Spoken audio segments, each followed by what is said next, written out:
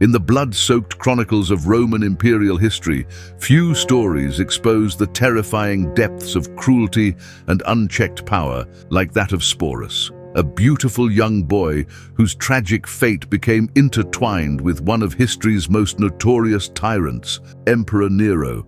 This is not merely a tale of politics or conquest. This is a harrowing examination of how absolute power can strip away a person's very identity, turning life itself into a grotesque theater of imperial obsession.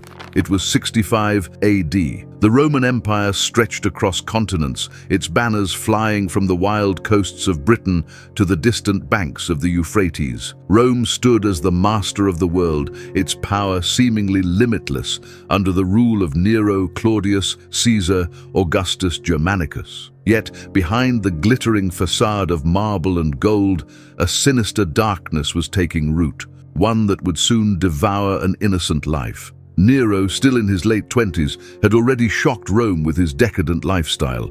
Scandalous performances on stage, grandiose building projects, and violent outbursts. Now, rumors of the emperor's growing instability spread like smoke through the streets, and in the center of Nero's world stood his magnificent palace, the Domus Aurea, the Golden House, a monument to his boundless ego. But even within these gilded halls, an unspeakable nightmare was about to unfold. Among the many members of Nero's household was a young freedman named Sporus. Though legally free, Sporus held little true protection. He lived under the shadow of an emperor whose whims were law and whose passions could be lethal. Historical accounts describe Sporus as almost otherworldly in his beauty, delicate, graceful, possessing an ethereal charm that made him stand out even among the pampered elite. But in Rome, beauty could be dangerous, and for Sporus, it would become his curse. The catalyst for his tragedy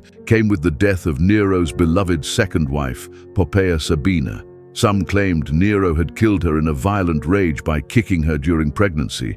Others blamed complications from childbirth. Whatever the cause, Poppaea's sudden death plunged Nero into a spiraling grief that rapidly curdled into a dangerous obsession. And then Nero saw Sporus. Whether by coincidence or cruel fate, the emperor was struck by the boy's uncanny resemblance to his deceased wife. In Sporus's soft features, Nero saw the ghost of Poppaea and conceived a twisted plan.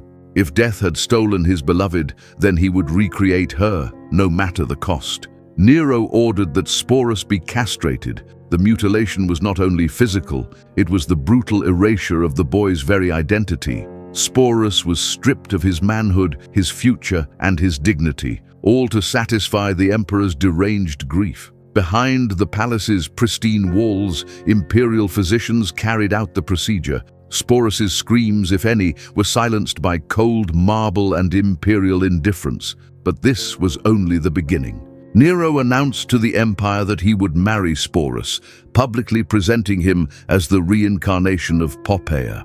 Draped in the late Empress's silks and jewels, Sporus was renamed Sabina and paraded before Rome as Nero's new bride. The wedding was a macabre spectacle. With all the grandeur and ceremony of a royal marriage, Sporus, now dressed in elaborate women's attire, was led through the rituals of Roman matrimony while the court stood in horrified silence. The Senate, aristocracy, and foreign dignitaries watched as Nero declared his devotion to this living doll. What unfolded in the aftermath was perhaps even more disturbing. Sporus was forced to accompany Nero everywhere as his empress. At banquets, at the theater, during public appearances, always playing the part of Poppaea, always under the gaze of a Rome that watched in silent revulsion. Roman citizens, accustomed to the eccentricities of emperors, were deeply unsettled by this spectacle. They saw through the illusion. Behind the glittering robes and jewels was not Poppaea,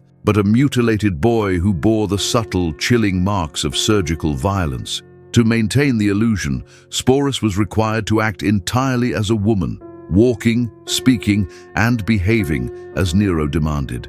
Any slip, any failure to perfectly embody Poppaea could provoke Nero's violent wrath. Yet, at times, Nero lavished him with gifts and affection, creating a devastating cycle of reward and punishment. Behind the public spectacle lay a private prison of unimaginable psychological torment. Sporus was not simply pretending to be someone else. He was forced to become someone else. Every aspect of his self was systematically erased, replaced with Nero's obsessive vision. This was identity theft on a horrifying scale, not of name or title, but of existence itself. Even as Sporus endured this cruel existence, the empire around him teetered on the edge of collapse. Nero's reign became increasingly erratic. The Senate, military commanders, and even his personal guard began to turn against him. By 68 AD, rebellion ignited across the empire.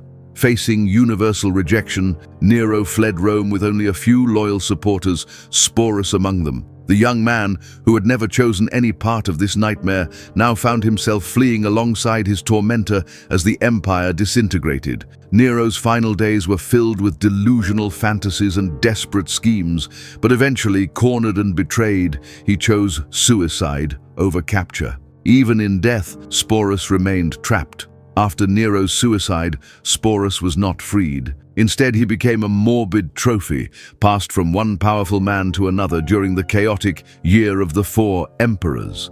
First claimed by Emperor Galba, Sporus lived in luxurious captivity, still partially performing his forced role. Then he was handed to Otho, who reportedly treated him with some degree of gentleness. But Otho's rule was short-lived, and soon Vitellius seized power, ushering in the final, most degrading chapter of Sporus's life.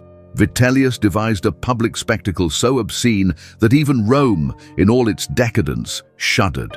He planned to force Sporus into the arena to reenact the rape of Persephone, a theatricalized sexual assault staged for public entertainment. After years of mutilation, forced identity, and psychological torture, Sporus faced the prospect of ultimate degradation, being publicly violated before thousands of cheering spectators. At last, confronted with this final horror, Sporus made one final desperate choice. He took his own life. In death, Sporus reclaimed what had been denied to him throughout his suffering, the right to choose his own fate.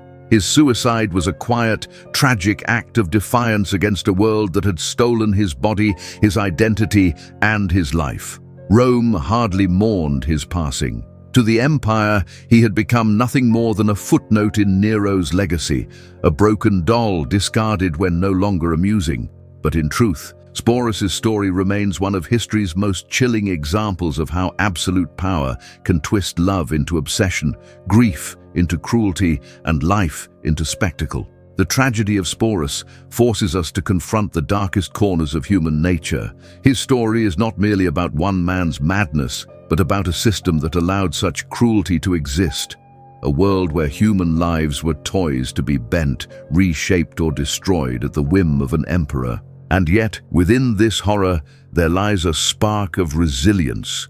For even after years of forced transformation and degradation, Sporus's final act was not one of submission, but of rebellion.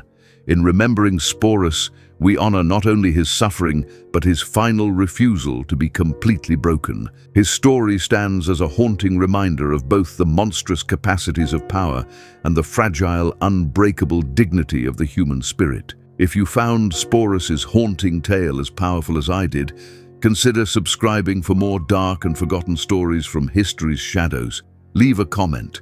What do you think of Nero's terrifying obsession?